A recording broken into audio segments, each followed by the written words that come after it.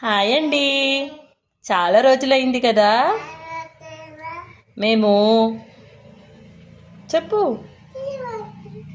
కొత్తింటికి వచ్చినాం.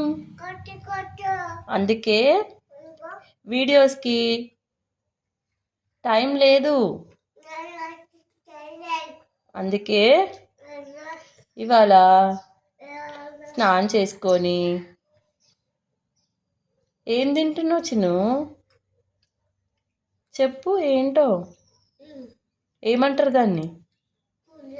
పులిహోర తింటున్నాను. మరి మీరేం తిన్నారు? కమెంట్ చేయండి. మర్చిపోయారా నన్ను? మర్చిపోవద్దు.